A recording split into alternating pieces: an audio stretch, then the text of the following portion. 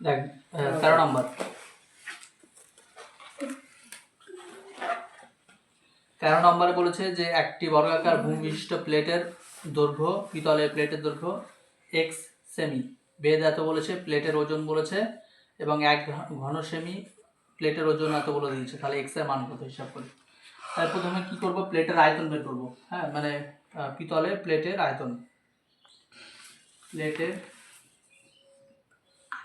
আয়তন আয়তন কত বল, কিভাবে বের করবো বল? প্লেটের আয়তন কেমন করে বের করে? প্লেটের আয়তন, প্লেটের ওজন লিখবো। প্লেটের ওজন কত আছে? 4700 কত? 25। আর নিচে কত কত দিয়ে ভাগ করতে হবে? নিচে হচ্ছে 8.4 দিয়ে ভাগ করতে হবে। তো দশমিক উঠে গেল, উপরে কত? 10। ঠিক আছে, এবার কাটাকাটি কর। 7 দিয়ে দিলে 2 দিয়ে দে, 2 দিয়ে না 3 দিয়ে দে, 3 দিয়ে দিলে কত হবে? 28। 3 দিয়ে দিলে 28, 3 15 45, 2 3 7 21, 3 5 15। এবার কত দিয়ে হবে বল? 7 দিয়ে নাকি? 7 দিয়ে 4, আর এটা 7 দিয়ে 7 দুগুণে 14, 7 দুগুণে 14, এটা 5 দিলে ভালো হতো। ঠিক আছে, আর এটা দিয়ে 5, এটা 2, উপরে কত থাকলো তাহলে? 1125 বাই 2, মানে এটা হবে 5 6.6 2.5। এটাই আসলো। এটা কি হবে আয়তন? তাহলে এটা কি ঘন সেমি, বোঝা গেল? এবার একটা জিনিস বল, ওখানে দেখ একটা কথা বলেছে, বেদ বলেছে, দেখ বেদ বলেছে 1 মিলিমিটার বলেছে না? বেদ মানে কি? মানে উচ্চতা ধর। এটা মিলিমিটার থেকে আমরা কিসের অঙ্ক আছে? সেন্টিমিটার অঙ্ক আছে না? মিলিমিটার থেকে সেন্টিমিটার যেতে গেলে 10 দিয়ে গুণ করতে হবে, ভাগ। ঠিক আছে, এবার শর্তে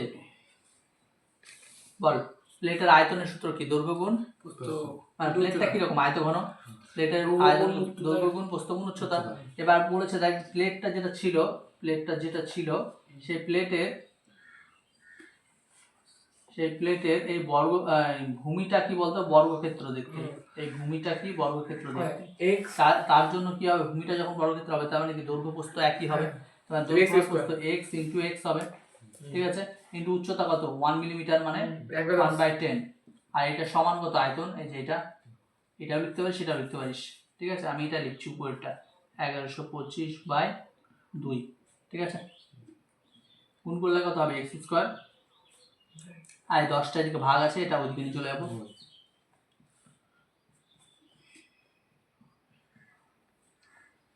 2 দিয়ে কোনটা করবি? এটাকে করতে হবে 5। x সমান কত হবে? √এর ভিতরে এটাকে ভাগ কত হবে? 5। এটাকে ভাঙলে কত হয়? 5 গুণ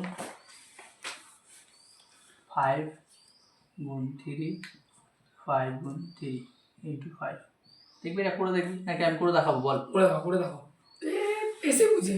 5 1125, 5 দিয়ে 225, 5 দিয়ে 5 4 5 20, 3 5 45, 3 দিয়ে 15, আর 5 দিয়ে 3।